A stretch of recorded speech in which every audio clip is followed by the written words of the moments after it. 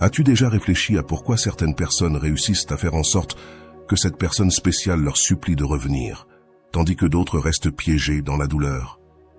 Et si je te disais qu'il existe une méthode ancienne, utilisée par des leaders, des empereurs et des penseurs, qui peut faire pleurer de regret celui qui t'a fait pleurer autrefois, cette même semaine?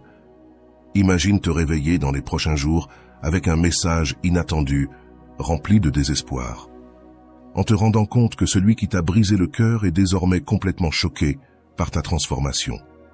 Et ce, non pas parce que tu as utilisé des jeux ou des manipulations, mais parce que ton essence a changé de telle manière qu'il est devenu impossible de t'ignorer. Aujourd'hui, tu vas découvrir comment les principes du stoïcisme, une philosophie puissante qui a transformé des milliers de vies, peuvent amener cette personne à réaliser l'énorme erreur qu'elle a commise en te laissant partir. Et le plus surprenant, c'est que tout cela se produira de façon naturelle, authentique et tellement magnétique que même toi tu seras étonné du résultat. Cesse de courir après lui, fais en sorte qu'il te manque. L'une des plus grandes illusions émotionnelles dans les relations est de courir après quelqu'un qui s'éloigne. Plus tu cours après cette personne, plus vite elle s'éloigne. Ce n'est pas parce qu'elle ne t'aime pas, mais parce que tu déséquilibres la dynamique. Le stoïcisme enseigne quelque chose de puissant. Lorsque tu arrêtes de poursuivre, tu deviens magnétique. Le silence vaut plus que 1000 mots, et ton absence commence à parler plus fort que ta présence désespérée. Imagine cela. Chaque fois que tu lui écris, l'appelles ou lui montres que tu es disponible, cette personne ressent qu'elle a le contrôle.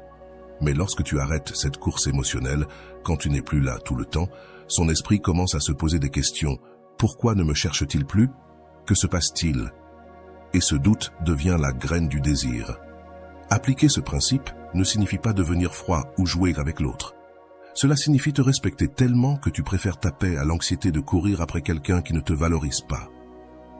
Au lieu de regarder ton téléphone, investis ce temps en toi-même, fais de l'exercice, sors marcher. Reconnecte-toi avec toi-même. La personne qui t'a laissé ou t'a ignoré commencera à remarquer ce changement, même si tu ne le dis pas à haute voix. Le stoïcisme ne te demande pas d'ignorer tes émotions, mais de ne pas être esclave de celles-ci. Ressentir de la tristesse, de la colère ou l'envie de revenir est normal, mais laisser ces sentiments diriger tes actions est ce qui te rend plus faible. Respire, observe ce que tu ressens, mais n'agis pas impulsivement. C'est cela la force, c'est cela l'attraction. Lorsque quelqu'un se rend compte que tu ne le poursuis plus, que tu ne le supplies plus, sa perception change. Tu n'es plus quelqu'un de disponible tout le temps. Tu deviens un mystère, et le mystère génère de l'intérêt. Quand tu deviens difficile à atteindre, tu deviens un défi, et l'être humain est naturellement attiré par ce qu'il ne peut pas obtenir facilement. De plus, lorsque tu arrêtes de courir, tu commences à voir plus clairement. Peut-être que cette personne ne méritait pas tout cela de ta part. Peut-être que tu mérites mieux. Le temps et le silence révèlent des vérités que l'anxiété cache. Ce n'est pas une question de punir l'autre, mais de récupérer ta dignité, car lorsque tu te valorises, le monde commence à le faire aussi. Et crois-moi, celui qui t'a fait pleurer, celui qui t'a laissé attendre commencera à ressentir qu'il lui manque quelque chose, et ce quelque chose, c'est toi. Mais pas le toi qui mendiait de l'attention, non, c'est le toi qui s'est relevé et a décidé d'arrêter de courir. Avant d'aller loin, je te serais reconnaissant si tu mets un j'aime à la vidéo, cela m'aiderait à continuer de diffuser cette philosophie. Si tu n'es pas encore abonné, je te recommande de t'abonner et d'activer la cloche pour ne manquer aucune vidéo. Le silence est stoïque. Ce qui le rend fou, c'est le silence. Lorsqu'il est utilisé avec sagesse, il possède un pouvoir que les mots ne peuvent égaler. Dans l'amour, beaucoup croient qu'il faut parler, expliquer, supplier, voire discuter pour faire comprendre à l'autre ce que l'on ressent. Mais en réalité, le silence dit plus, surtout quand il vient du calme et non de la colère. Lorsque tu appliques le silence du stoïcisme, tu ne le fais pas pour manipuler, tu le fais parce que tu n'as plus besoin de convaincre qui que ce soit de ta valeur. Tu laisses l'autre expérimenter ton absence, et dans cette absence, il commence à apprécier ta présence. Les gens ne valorisent pas ce qui est toujours là. Mais lorsque la voix s'éteint, lorsque tu disparais de ses notifications, lorsque tu ne valides plus son ego, quelque chose commence à changer. l'esprit de cette personne est envahi de questions. Pourquoi ne dit-il rien? Est-il avec quelqu'un d'autre? A-t-il cessé de ressentir quelque chose pour moi? Le silence devient un miroir, obligeant l'autre à se confronter à lui-même. Et dans de nombreux cas, il ressent une gêne si forte qu'il ne peut s'empêcher de te rechercher, non pas parce que tu le presses, mais parce qu'il ressent maintenant un vide qu'il ne remarquait pas auparavant. Mais voici le point clé. Il ne s'agit pas de rester silencieux en attendant qu'il te cherche. Il s'agit d'utiliser ce silence pour te reconstruire, pour te concentrer sur ton bien-être, tes objectifs, ton estime de soi. Parce que si ton silence n'est pas rempli de croissance intérieure, il se remarque et l'autre le perçoit comme un jeu, pas comme une véritable transformation. En revanche, lorsque ton silence provient d'une mentalité forte et calme, il se ressent différemment. Tu ne réagis plus, tu choisis et cela déstabilise. Parce que la plupart des gens s'attendent à ce que tu réagisses, que tu éclates, que tu réclames. Mais quand tu choisis le silence, tu brises le schéma. Ce type de silence ne touche pas seulement l'autre, il te guérit. Il te permet de voir tout cela sous un autre angle. Tu réalises que tu n'as pas besoin de fermer les cycles en parlant à ceux qui ne veulent pas écouter. Parfois, la meilleure fermeture, c'est ton silence et ton progrès. Et quand tu t'y attends le moins, cette personne revient, mais pas vers celui que tu étais avant. Elle revient vers quelqu'un de plus fort, plus serein, plus attractif, non pas pour ce qu'il a dit, mais pour ce qu'il a omis de dire. Et ce silence, lorsqu'il vient du stoïcisme, peut être le cri le plus fort que l'autre entendra. Ton pouvoir réside dans le fait de ne pas réagir. Il y a un moment dans chaque rupture, chaque rejet, chaque silence douloureux, où nous ressentons une impulsion presque incontrôlable de réagir. C'est ce besoin de dire quelque chose, d'appeler, d'exiger des explications, de demander de l'attention, d'essayer de faire comprendre à l'autre ce que nous ressentons. Mais juste à ce moment-là, se cache l'un des plus grands secrets du stoïcisme appliqué aux relations. Ton véritable pouvoir réside dans le fait de ne pas réagir. Ne pas réagir ne signifie pas que tu ne ressens rien. Cela signifie que tu ne permets pas à tes émotions de te dominer. Lorsque tu choisis de ne pas répondre à une provocation, à une insulte ou même au silence de l'autre, tu dis quelque chose de très clair, sans ouvrir la bouche. Je contrôle mon monde intérieur. Je ne te remets pas ma paix. Et cela, dans le langage émotionnel, impacte profondément, parce que ce que recherche le plus une personne qui s'éloigne ou t'ignore, c'est ta réaction. Elle attend que sa distance te déstabilise, que son indifférence te fasse tellement mal que tu t'agenouilles émotionnellement. Mais lorsque tu ne le fais pas, lorsque tu choisis de rester calme et de ne pas donner cette réaction, tu désarmes son jeu, tu brises ses attentes. Le stoïcisme ne fait pas de toi une pierre sans sentiment, mais un être humain qui comprend que tout ne mérite pas une réponse. Parfois, le plus grand acte d'amour-propre, c'est de garder le silence, de respirer profondément et de choisir de ne pas céder à la provocation émotionnelle. Parce que si tu réponds depuis la douleur, tu alimentes l'ego de l'autre. Mais si tu choisis de ne pas réagir, tu alimentes ton pouvoir. Pense à cela. Chaque fois que tu réagis sans réfléchir, tu remets ton centre. Tu dis à l'autre, tu as du pouvoir sur moi. Mais lorsque tu maintiens ta contenance, même au milieu du chaos, tu projettes quelque chose de bien plus fort, l'indépendance émotionnelle. Et cela, paradoxalement, attire. Parce que ce que l'on ne peut pas contrôler, ce qui ne répond pas à des stimuli prévisibles, suscite de l'intrigue, du respect et du désir. Ne pas réagir te protège aussi. Cela t'éloigne de dire des choses que tu pourrais regretter, de supplier pour l'amour de celui qui ne le donne pas, de montrer de la faiblesse dans un moment où ce dont tu as le plus besoin, c'est de maintenir ta dignité. Bien souvent, les mots que nous prononçons dans le désespoir deviennent des dagues qui blessent notre propre image. En revanche, le silence choisi, la pause consciente, devient une déclaration de force. Lorsque vous appliquez ce principe stoïque dans votre vie amoureuse, tout change. Vous n'êtes plus esclave des vues sans réponse, des jeux de pouvoir, des sous-entendus ou de l'attente interminable d'un message. Vous êtes présent avec vous-même, vous vivez votre journée, vous prenez soin de votre espace émotionnel. Et sans vous en rendre compte, votre énergie change et inévitablement, celui ou celle qui vous a laissé ou qui s'est éloigné le ressent. Parce que lorsqu'une personne remarque que son absence ne vous a pas détruit, mais vous a renforcé, sa perception change. Elle ne voit plus quelqu'un de faible, mais quelqu'un qui a grandi. Cela dérange, cela fait mal, car il s'attendait à ce que vous soyez celui ou celle qui supplierait, celui ou celle qui mendirait des miettes. Mais au lieu de cela, il se retrouve face à quelqu'un qui a choisi le silence, la tranquillité et qui a avancé. Ne pas réagir n'est pas facile. Cela demande de la pratique, de la patience et beaucoup de force intérieure. Mais c'est l'un des actes les plus puissants que vous puissiez faire. C'est un message silencieux qui dit « Je vais bien sans toi, même si cela m'a fait mal ». Et c'est quelque chose que peu de personnes sont prêtes à affronter. Lorsque vous réussissez cela, non par fierté, mais par véritable paix intérieure, vous verrez comment le monde commence à tourner en votre faveur. Et peut-être que cette personne qui vous a laissé en pleurant finira par pleurer pour vous, en voyant que son pouvoir sur vous n'existe plus.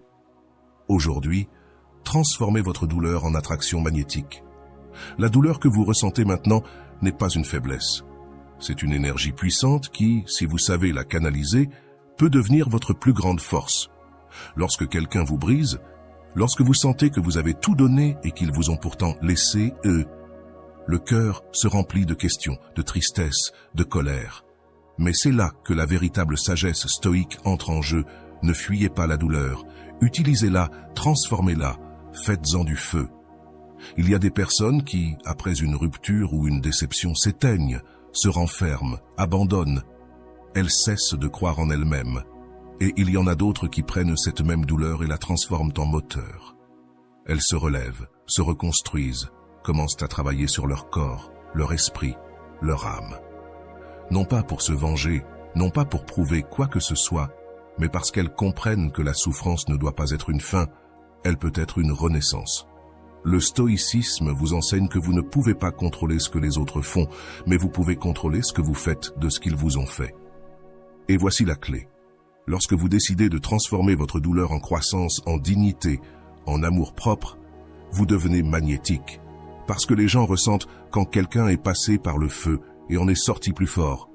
Ils le voient dans vos yeux, dans votre présence, dans votre manière de marcher, de parler, de regarder. Cette personne qui vous a blessé commence à le remarquer, peut-être d'abord avec indifférence. Mais peu à peu, quelque chose commence à l'intriguer. Pourquoi n'êtes-vous plus triste ? Pourquoi avez-vous l'air mieux que jamais ? Que s'est-il passé ?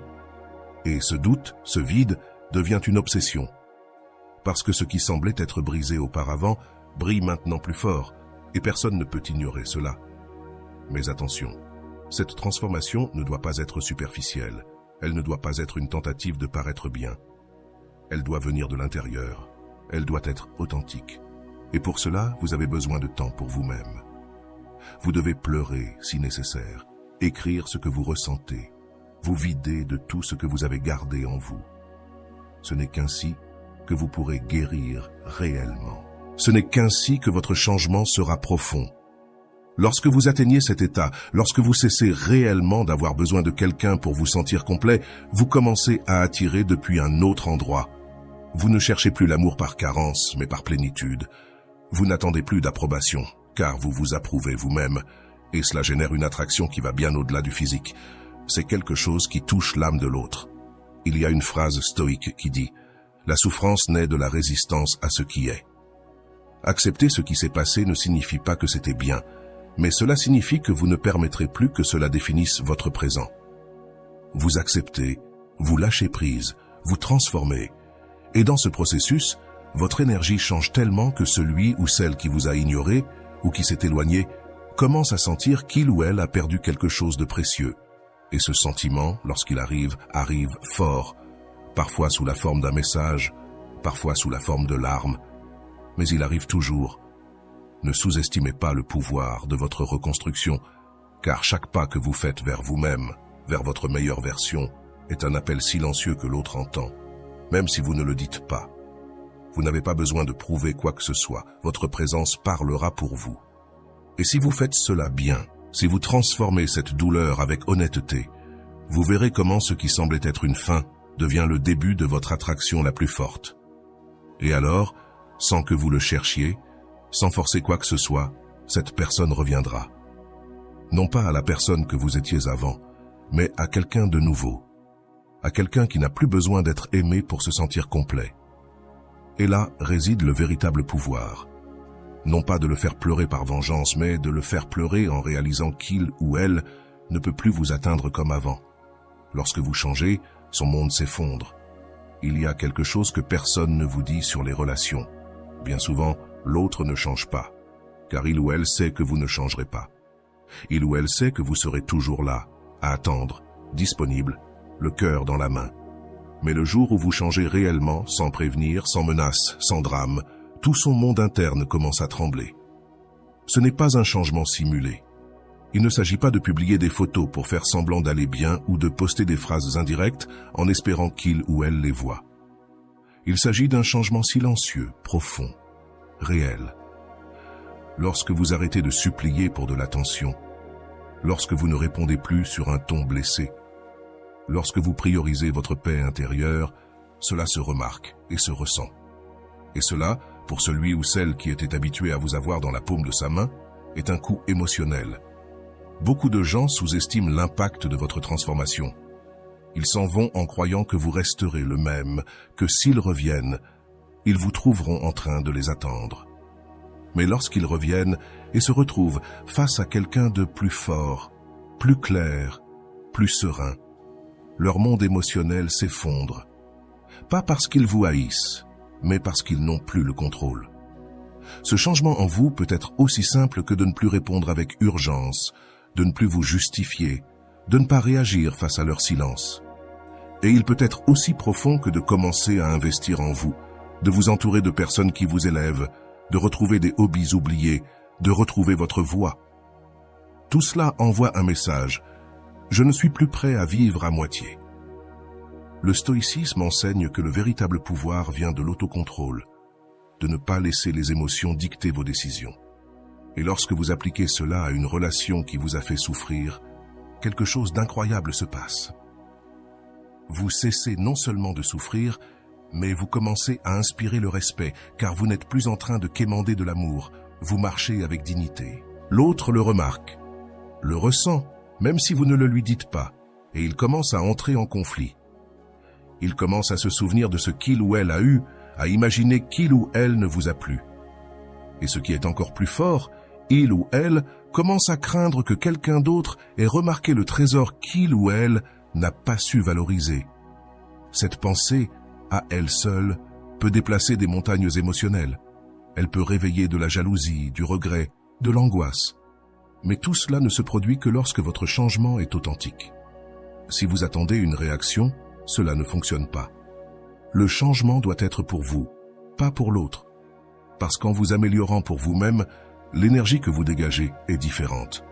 Vous n'attendez pas qu'il revienne, vous êtes occupé à grandir. Et c'est la plus grande menace pour celui ou celle qui pensait pouvoir partir et revenir quand il ou elle le voudrait. Il n'est pas nécessaire de discuter ni de chercher une revanche, votre évolution parle plus fort que n'importe quel argument. Le silence de celui ou celle qui a guéri est plus bruyant que les cris de celui ou celle qui est encore piégé dans ses jeux. C'est pourquoi, lorsque vous changez, l'autre entre en crise. Il ou elle ne l'attendait pas. Il ou elle ne l'imaginait pas.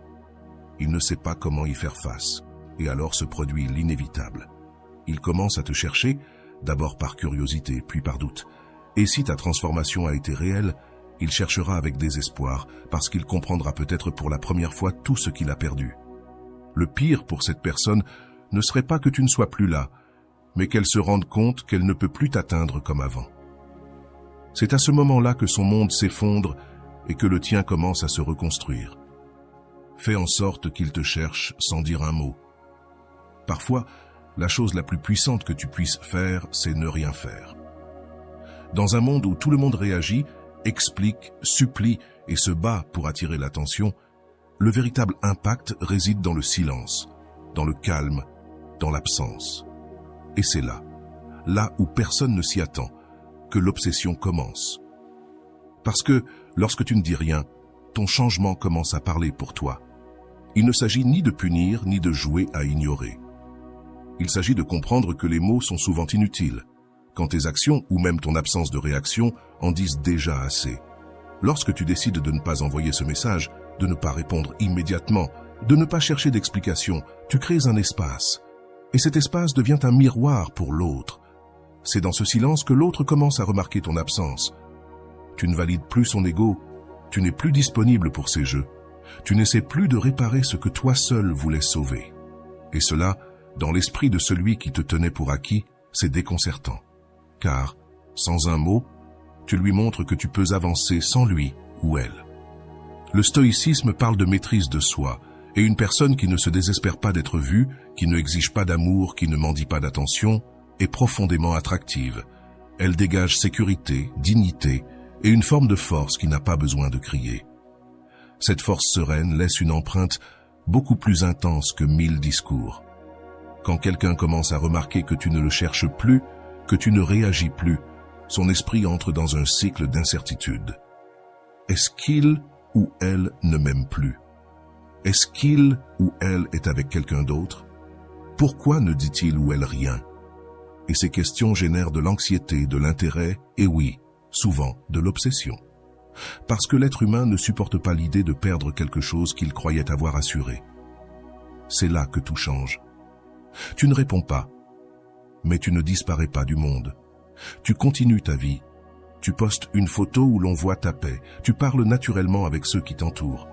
Tu te déplaces avec légèreté, non pas pour provoquer, mais parce que tu avances réellement. Et cette nature, cette absence de drame, brille plus que n'importe quelle stratégie. Il est important de comprendre qu'il ne s'agit pas d'être froid, mais de prendre soin de ton énergie, de cesser d'investir ton temps dans quelqu'un qui n'investit pas en toi. Et quand tu fais cela, sans mots, sans explication, quelque chose de puissant se produit. Tu commences à guérir, et cette guérison est si visible, si réelle, que celui qui t'a laissé ne peut pas ne pas le remarquer. Et quand ce message arrivera, cet appel, cette tentative de retour, tu sauras que ce n'est pas par insistance de ta part ni par pression, mais à cause de ta transformation silencieuse, de ta décision de ne pas poursuivre, de ta nouvelle façon d'être avec toi-même, de te valoriser, de t'aimer. La beauté de ce processus, c'est que tu n'as pas besoin de convaincre qui que ce soit. Ceux qui doivent voir ta valeur la verront. Et s'ils ne la voient pas, c'est qu'ils n'étaient jamais prêts pour quelqu'un comme toi. Mais la plupart, tôt ou tard, s'en rendront compte. Et quand ils le feront, ils seront tellement frappés par ton changement qu'ils ne pourront pas t'ôter de leur tête. Tout cela, sans dire un mot, parce que parfois ce qui n'est pas dit est ce qui se ressent le plus. Aujourd'hui, fais en sorte qu'il ou elle te cherche, cette semaine, avec ta nouvelle énergie. Tu n'as pas besoin d'attendre des mois ni de mettre en place des stratégies compliquées pour que cette personne commence à ressentir ton absence et veuille revenir. Parfois, ce qui est nécessaire, c'est un changement réel dans ton énergie, et cela peut se produire en quelques jours, même cette même semaine. Mais ce n'est pas de la magie, ni de la chance. C'est une question de décision, de transformer ton énergie de l'intérieur. Les gens perçoivent plus que ce qu'ils disent. Même s'ils ne t'écrivent pas, même s'ils ne donnent aucun signe, ils sentent quand quelque chose en toi a changé. Et ce changement commence lorsque tu décides de cesser de souffrir pour celui ou celle qui n'est pas là, et que tu commences à te concentrer sur celui ou celle qui est là, sur toi-même. Lorsque ton regard ne cherche plus à l'extérieur, mais qu'il se dirige vers ton intérieur, tout commence à changer. Ton énergie se remarque lorsque tu parles avec plus de sérénité, lorsque tu arrêtes de vérifier ton téléphone toutes les 5 minutes, lorsque tu peux sortir dans la rue sans cette angoisse dans la poitrine, lorsque tu souris sans avoir besoin de mentir. C'est dans ces petits gestes que ta nouvelle version commence à émerger. Et cette nouvelle version a un effet immédiat sur les autres. Lorsque cette personne qui est partie ressent que tu ne lui appartiens plus émotionnellement, quelque chose se brise en elle. Et encore plus, lorsqu'elle perçoit que tu ne fais pas semblant, mais que tu avances réellement, que ton énergie ne dit plus « reviens », mais « je vais bien sans toi ». Cette énergie ne peut pas être forcée, mais quand elle naît réellement, elle est tellement puissante qu'elle peut faire en sorte que cette personne te cherche avant que la semaine ne se termine. Le stoïcisme te rappelle que tu n'as pas besoin de contrôler le comportement de l'autre. Tu as seulement besoin de contrôler le tien. Parce que lorsque tu n'es pas centré, lorsque tu agis depuis le calme, Lorsque tu cesses d'être réactif, l'autre le ressent comme un choc. Tu n'es plus en mode attente, tu vis, et cela a un profond impact. Fais des choses nouvelles, retrouve des passions oubliées, consacre du temps à toi, à ton corps, pas à ton esprit. Habille-toi pour toi, parle avec ceux qui t'élèvent, non pas pour prouver quoi que ce soit, mais parce que tu es en train de te reconstruire. Et plus tu le fais, plus ton énergie croît. Cette énergie est magnétique. Elle n'a pas besoin de mots, ni d'explications. C'est une présence pure, et cette présence est impossible à ignorer. Dans quelques jours, la personne qui pensait t'avoir sous contrôle commencera à se demander ce qui se passe avec toi. Pourquoi tu ne sembles plus être le même? Qu'est-ce qui t'a rendu si calme, si attirant, si différent? Et dans de nombreux cas, ils ne pourront pas résister à l'envie de le découvrir. Et si cette personne te cherche cette semaine, car c'est ce qui arrivera, ce ne sera pas par pitié.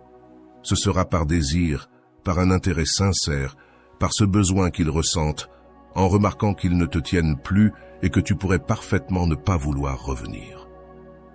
Parce que la puissance de ta nouvelle énergie ne réside pas dans le fait de punir quelqu'un, mais dans le fait de montrer que tu n'as plus besoin de personne pour être bien. C'est le plus grand attrait que tu puisses avoir. Ne pas avoir besoin de quelqu'un pour te sentir complet, mais être ouvert à recevoir uniquement ce que tu mérites. Et lorsque tu transmets cela, les portes commencent à s'ouvrir.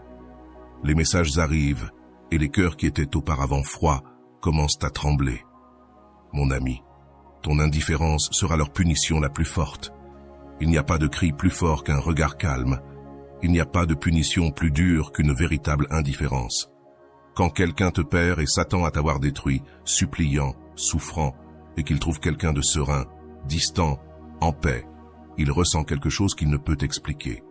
Celui qui perd le contrôle, c'est là où commence sa véritable angoisse. L'indifférence, lorsqu'elle est réelle et non jouée, a un pouvoir qui désarme, parce que l'autre s'attend à une réaction, à un reproche, à une recherche, mais il ne la trouve pas.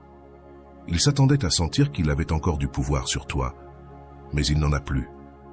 Parce que tu n'es plus là émotionnellement, tu as lâché prise, tu as accepté. Et même s'il y a encore un écho de douleur, il ne te domine plus, il ne te définit plus.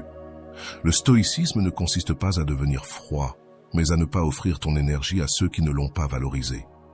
Et quand tu apprends à garder le silence, à ne pas chercher, à ne pas répondre immédiatement, à ne pas mendier des explications, tu commences à récupérer ta dignité. Et cela devient magnétique. Car celui qui pensait autrefois qu'il te posséderait toujours, commence à se sentir invisible devant toi. L'indifférence ne signifie pas que cela ne t'a pas touché, mais que tu as appris à te prioriser, que tu t'es lassé de tout donner pour quelqu'un qui ne levait pas le petit doigt pour toi. Cela signifie que tu as compris que ta paix intérieure vaut plus que n'importe quel message sans réponse, n'importe quelle promesse vide ou n'importe quelle présence qui ne fait que troubler. Et là, il se passe quelque chose d'inattendu. Quand tu cesses de montrer de l'intérêt, l'autre commence à en manifester. Non pas parce que tu cherches à le provoquer, mais parce qu'il ressent ton absence réelle, et cette absence pèse. Parce que tu n'es plus là comme avant. Parce que tu ne réponds plus avec la même émotion. Parce que tu ne souris plus de la même façon en le voyant ou en entendant sa voix. Ta nouvelle énergie dit « Je n'ai plus besoin de toi pour être bien ». Et cette phrase, même si tu ne la dis jamais à voix haute, se ressent et ça fait mal. Car celui qui s'est éloigné en espérant que tu resteras attaché, découvre que c'est toi qui t'es libéré.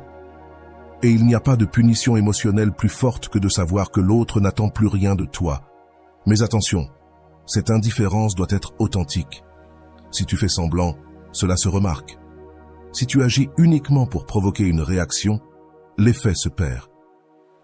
La véritable indifférence naît de l'amour propre, de cette clarté intérieure qui arrive quand tu comprends enfin que tu mérites plus, que tu n'es pas né pour poursuivre qui que ce soit, que ta valeur ne dépend pas d'être choisie, mais de savoir te choisir toi-même chaque jour.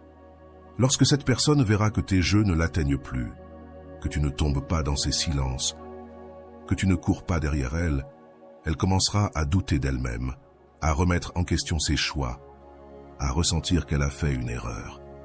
Et dans de nombreux cas, ce doute se transformera en désespoir.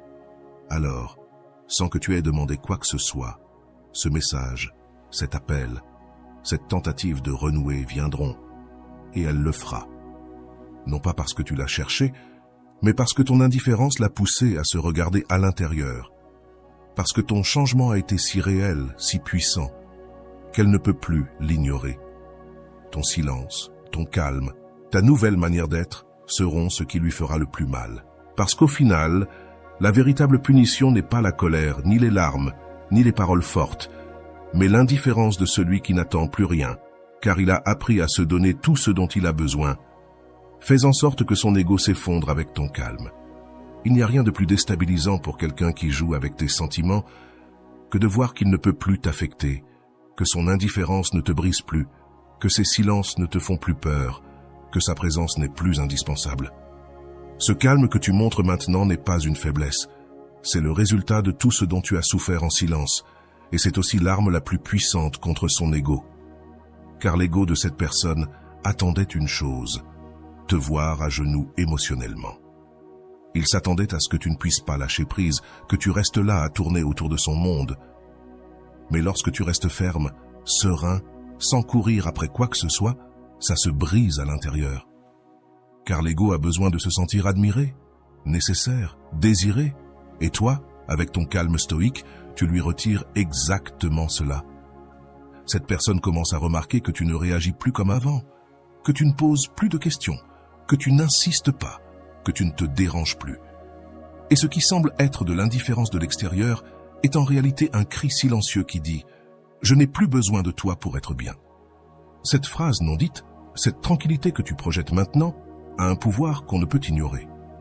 La plupart des gens sont habitués à ce que si l'autre s'éloigne, l'autre se désespère. Mais quand ils voient que ce n'est pas le cas, que tu restes en paix, que ta vie n'est pas suspendue, que ton regard ne les cherche plus, l'ego commence à s'effondrer. Il ne peut plus maintenir son image de pouvoir. Il ne peut plus maintenir la croyance que tu tournais autour de lui, car maintenant, c'est toi qui es au centre de ton propre univers. Le stoïcisme t'enseigne que la véritable force réside dans le contrôle de soi.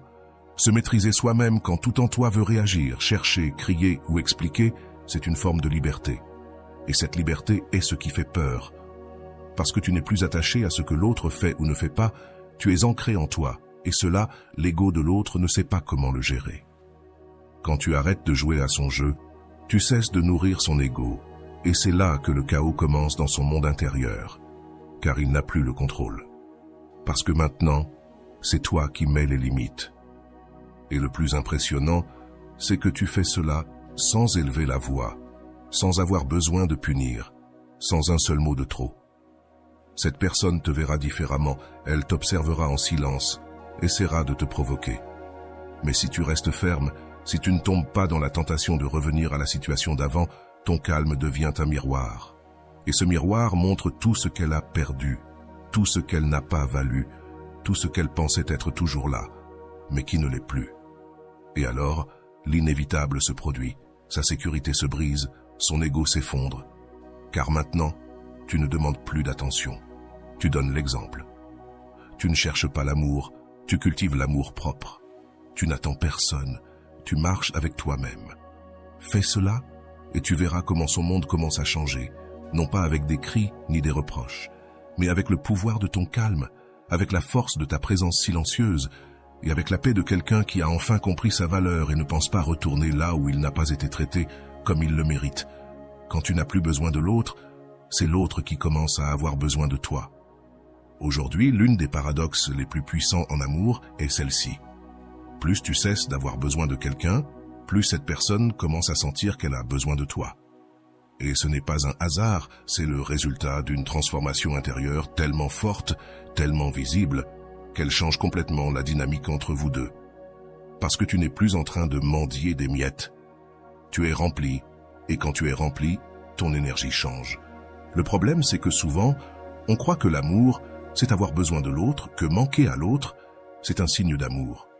Mais en réalité, quand tu en as trop besoin, tu te diminues, tu remets ton pouvoir entre ses mains. Tu deviens quelqu'un qui tourne autour de l'autre, perdant ton centre.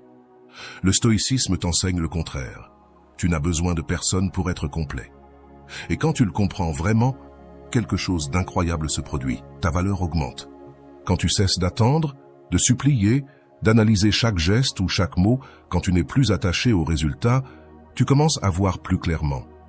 Tu découvres que toi aussi, tu peux être désiré, recherché, admiré. Ce n'est pas une question de convaincre quelqu'un de rester, mais de devenir quelqu'un de si ferme, de s'y connecter à lui-même, que naturellement, l'autre sent qu'il est en train de te perdre, même avant de te perdre complètement. Et c'est là que commence le changement. Car l'énergie de « je veux que tu reviennes » est complètement différente de l'énergie de « je vais bien » même si tu ne reviens pas. Cette dernière est celle qui brise les schémas, celle qui déconcerte, celle qui secoue profondément, car l'ego de l'autre ne peut plus se nourrir. Et au lieu de se sentir sûr de lui, il commence à se sentir vide. Cette personne commence à se souvenir de ta présence, de tes gestes, de ta compagnie, mais maintenant sans la certitude que tu seras là s'il revient. Et ce vide se transforme en désir, le désir de te récupérer, de te reconnecter, de revenir, même avec une excuse. Parce que tu n'es plus une option sûre, tu es une opportunité qui pourrait bien ne plus être disponible. Mais ce changement ne se fait pas avec un faux orgueil, ni avec des apparences. Il se fait quand tu travailles à l'intérieur de toi, quand tu investis ton énergie en toi, quand tu te reconstruis de l'intérieur, quand tu occupes ton temps à grandir, à guérir, à revenir à toi-même. Et quand tu t'y attends le moins, ton langage change, ton regard change, ta vibration change. Tu n'attends plus, tu es. Et alors, sans le chercher, tu commences à recevoir des signaux, un message, une réaction sur tes réseaux, une excuse pour te parler. Parce que quand tu n'as plus besoin de l'autre, c'est l'autre qui commence à avoir besoin de toi. Parce que ce qui ne se traîne pas s'admire, ce qui ne mendie pas intrigue, et ce qui ne poursuit pas attire. Ainsi commence le véritable pouvoir d'attraction, non pas depuis l'anxiété, mais depuis la paix, non pas depuis le manque, mais depuis la plénitude. Et ce type d'énergie est tellement rare, tellement précieuse, que celui qui la perd ne cesse de penser à la retrouver. Et voilà. J'espère que vous avez trouvé beaucoup de valeur dans cette vidéo. Merci d'être resté jusqu'à la fin de cette vidéo. J'adore quand vous faites ça. Si vous voulez une autre vidéo sur ce sujet, écrivez en commentaire « J'en veux encore plus ». J'espère vous revoir dans une autre vidéo. Merci pour ton temps, prends soin de toi et à bientôt.